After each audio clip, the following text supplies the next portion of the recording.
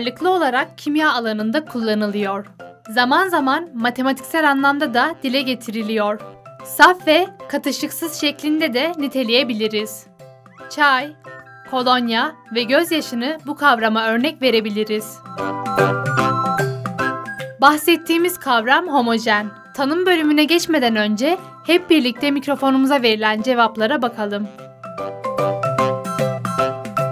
Homojen benim kimyadan hatırladığım kadarıyla aynı ürünlerin bir arada bulunması. Homojen bu demek. Homojen vallahi bilmiyorum ya. Yani bir şeyle bir şeyi karıştırmak anlamında daha çok kullanıyorum ama. Homojen bilemiyorum homojen ne olur. Belli bir alanda eşit mesafede eşit bir dağılıma homojenize olmak diyebiliyoruz. Doğru mu anladım? Karışımlar, yani hepsinin eşit şekilde dağılması. Homojen karışım. Genellikle olabilir mi? İçindeki katkı maddesi olmayan, daha doğal. Tam şimdi bak aklıma gelmedi. Biliyordum normalde homojeni. Yoğun bir şey gibi bir şey değil mi? Öyle bir şey olması gerekiyor yaklaşık. Homojen birbirine hiç gözükmeyecek şekilde, yani iki maddenin birbirine tam olarak karışması. Homojen şey mi? Açılımı şey ya. Dalgan mı ne öyle bir şey. Unuttum ya. Homojen sanki biraz daha elastiksi bir şey mi olabilir bilmiyorum ya. Homojen ne demektir? Homojen her tarafı eşit olan diyebiliriz yani. Homojen birbirine karışmayan. Karışması. Şu an bir fikrim yok. Yani iki farklı maddenin galiba bir kutunun içinde olması mıydı? Hatırlamıyorum tam olarak. Homojen bir yapı derler, yani oradan çağrışım oluyor aslında ama nötr bir şey mi ya? Homojen hastalık demek. Eşit bir şekilde dağılması.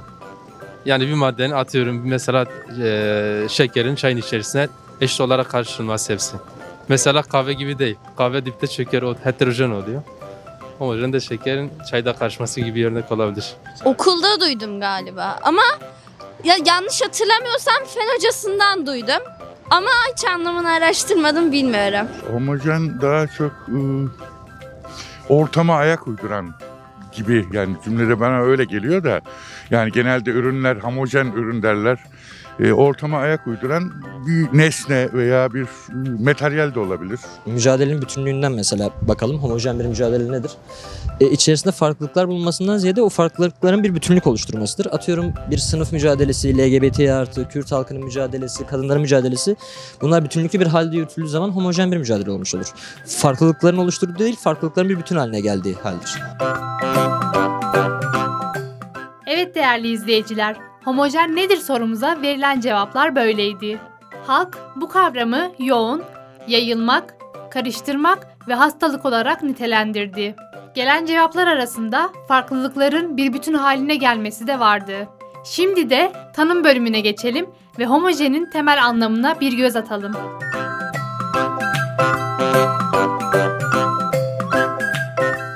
Homojen kavramı Fransızca kökenlidir. Eski Yunanca'da aynı ırk ve soydan anlamına gelen homojins sözcüğünden alıntıdır. Saf, birbirine bağdaşık, dolayısıyla birbirine uyumluluk gösteren olgular için kullanılır. Maddesi saf olarak kendisinde bulunan, başka katkılar içermeyen bütünlük şeklinde de nitelendirilir. Bu kavram, iki ya da daha fazla maddeden oluşan ama dışarıdan bakıldığında tek bir madde gibi görünen karışımları ifade eder. Homojen, heterojen olanın karşıtıdır.